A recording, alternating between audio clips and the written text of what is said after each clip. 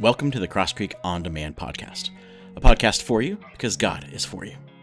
Now, some of you listeners might have noticed that this podcast has changed a little bit.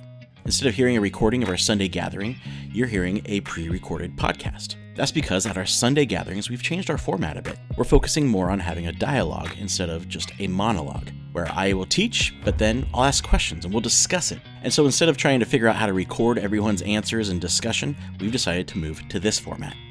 Now, in this episode, we're looking at how some people use religion like a weapon, where it's rules over people, control over compassion. But what if Jesus came to break those religious rules, not just pile on more? And so today, we're going to look at a moment where Jesus is confronted by the rule makers and followers of his day, and he flips the entire thing upside down. No guilt trips, no performance, just love that fights for people who've been overlooked, shut out, or judged.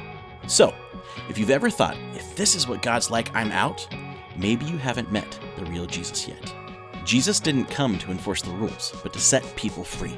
So, let's talk about it together.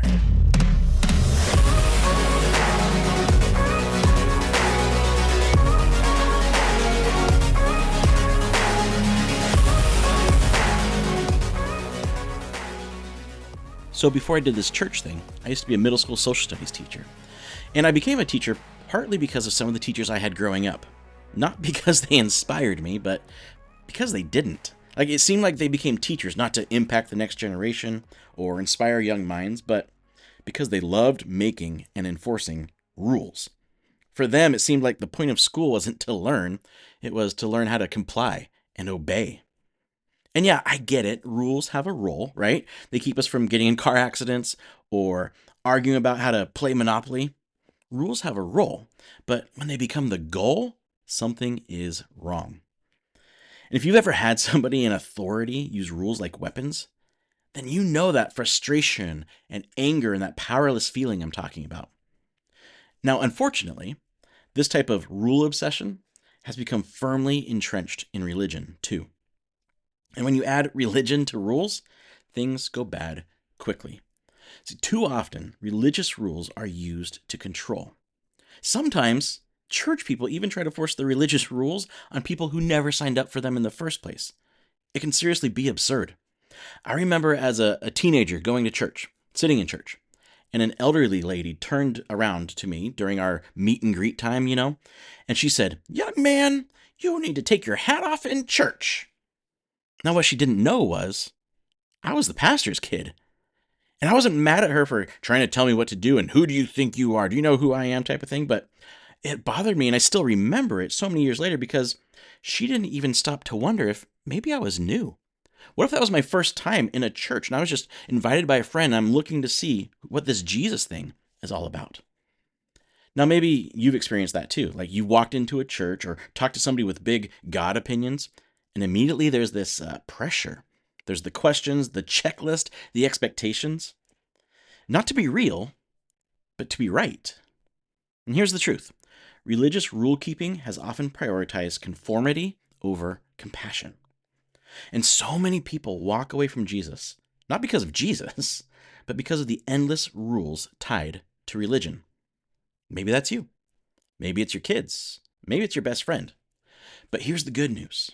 You're not the only one frustrated. This prioritizing of rules frustrates and even infuriates Jesus too. This obsession with control isn't new. It was alive and well in the time of Jesus. But for Jesus, people always came before rules. Like, think about it. If you know the story, who killed Jesus? Not kids wearing hats in church. No, it was the self-righteous rule enforcers. See, he refused to be controlled, and he refused to allow others to be controlled by overbearing religious rules. In a world where religion said, follow the rules or get out, Jesus did something completely different. So today, let's look at a time when the religious crowd tried to catch Jesus breaking one of their prized rules, and how Jesus flipped the whole thing. Let's see what real, freeing love looks like, because Jesus doesn't love rules. He loves people. So one day, Jesus and his followers are hungry as they're walking through some grain fields, and the story picks up in Matthew chapter 12. At about that time, Jesus was walking through some grain fields on the Sabbath. His disciples were hungry, so they began breaking off some heads of grain and eating them. So these guys are hungry. They need a snack, like my kids every 20 minutes this summer. They're not stealing, they're not farming, just a quick bite. But the Pharisees, the greatest rule followers of the day, are not happy. But some of the Pharisees saw them do it and protested. Look, your disciples are breaking the law by harvesting grain on the Sabbath. Now, just so we're all on the same page, from the beginning of the Jewish religion, like Ten Commandments stuff, they weren't supposed to do any work on the Sabbath. And the original point was to have a day to rest and trust God instead of working yourself to the bone. But over time, the religious leaders turned the Sabbath from a gift into a loaded trap. And there were lists, like 39 categories, each with their own subcategories of things you couldn't do on the Sabbath, going beyond what was commanded in the law of Moses. And so reaping or grabbing a snack for them was technically work. And so the Pharisees jump out of the bushes and yell, "Aha, gotcha, you dirty sinners!" And Jesus, being Jesus, answers with a story they already knew. And he says, haven't you read what David, your ultimate hero, King David, haven't you read what he did when his men were hungry? They ate bread that was technically just for the priests. It was off limits. And God didn't smite them. And besides, he says, even the priests work on Sabbath in the temple. And God never saw that as breaking the rules. Why? Because it served people. And then he says something that should have made the Pharisees completely lose control. He says, I tell you, there is one here who is even greater than the temple. Meaning, that thing you built your whole religion around, the temple, I'm bigger than that. But Jesus doesn't stop there. He continues and says, but you would not have condemned my innocent disciples if you knew the meaning of this scripture. I want you to show mercy, not offer sacrifices. Which, if you have been following along in this series, this is the same passage he quoted in our last story. And he's quoting Isaiah, a Jewish prophet who yelled at people for mistaking rule following for real love. See, knowing and following rules doesn't make you godly. Treating people like God treats them makes you godly. A godly person acts as God would act.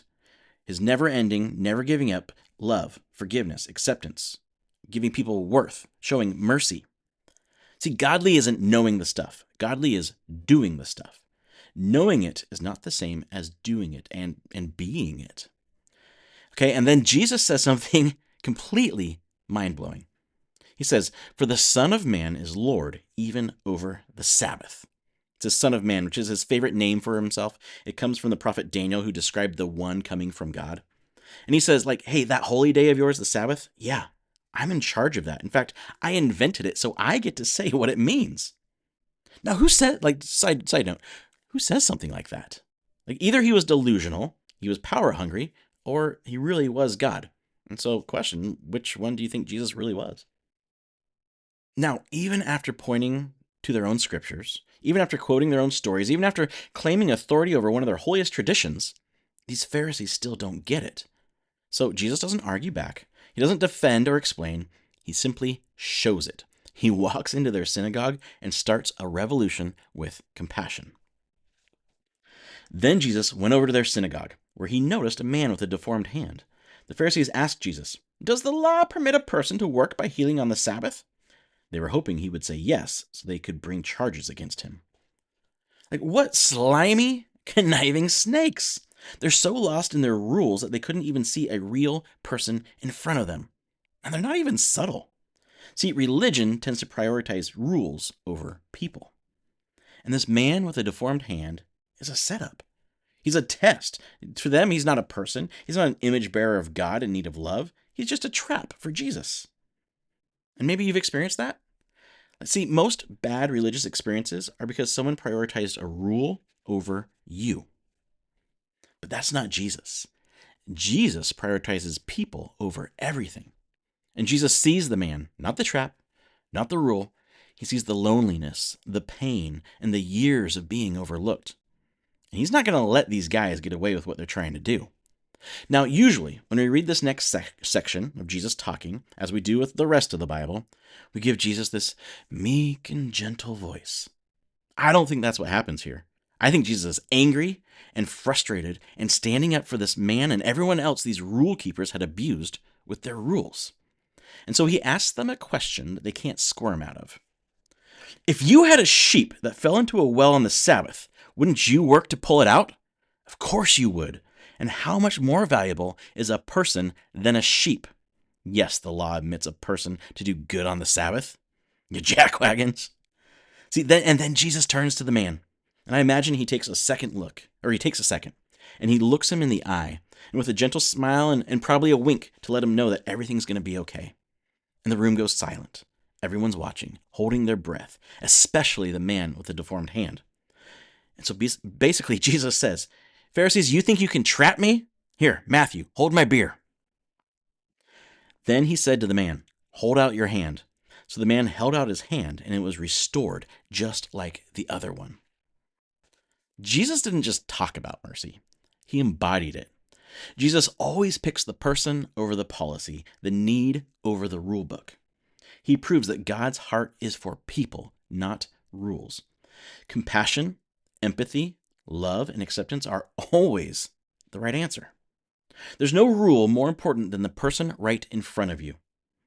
God's love, mercy, and power are on full display in this story. An amazing miracle has just happened right in front of everyone. And how do the Pharisees respond? Do they fall on their knees in awe? Do they celebrate with the healed man? Do they worship the one who just made a crippled hand new again? Not quite. Then the Pharisees called a meeting to plot how to kill Jesus. The Pharisees had a choice. They could have admitted they were wrong and joined the party, but instead they don't throw a party. They start planning a murder because their religion is threatened, because their power is threatened.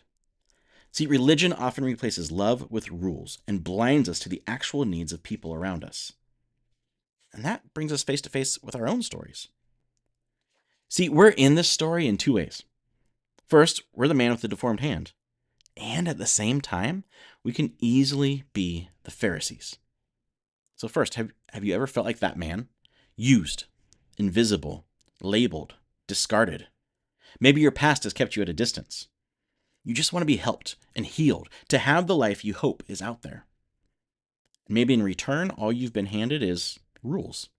And if you didn't follow them perfectly, you felt like you didn't belong. Religious people might have used rules and guilt to control you and enslave you to be who they want you to be. But that's not Jesus. Listen, Jesus didn't come to enslave you to a new set of rules.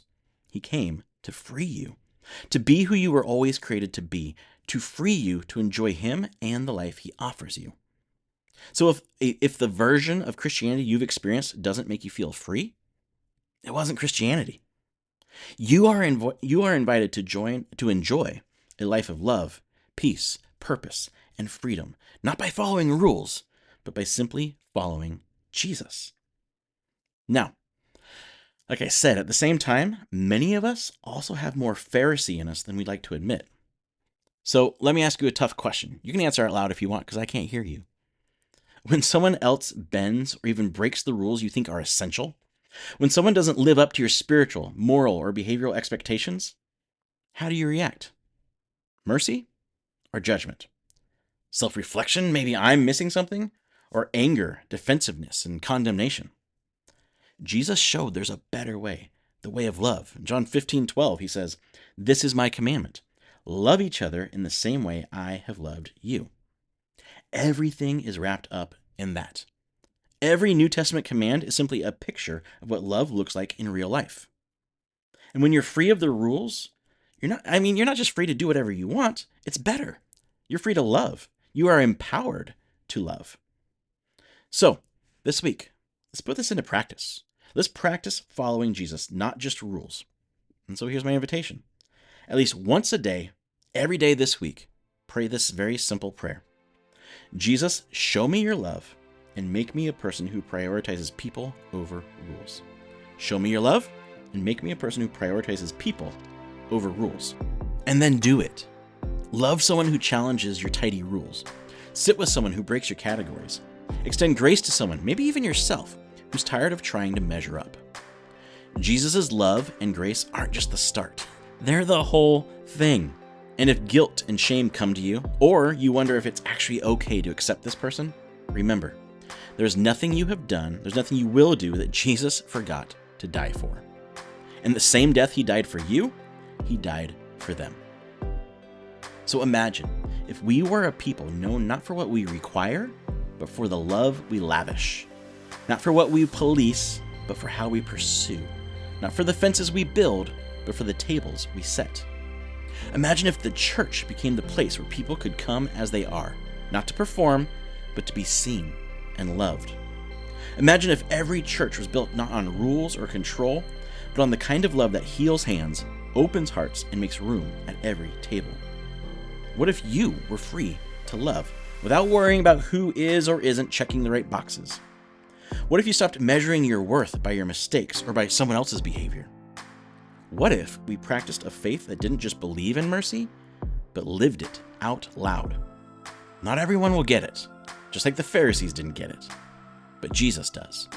He still sees the outsiders. He still defends the wounded. He still breaks the rules that keep people out. And he still invites us to do the same. That kind of community can change the world. And it starts by simply deciding Jesus over religion, people over policies, and love over rules. Jesus didn't come to enforce rules. He came to restore people. And when we follow him, that's our calling too. Because the rules were never the point. The point has always been people.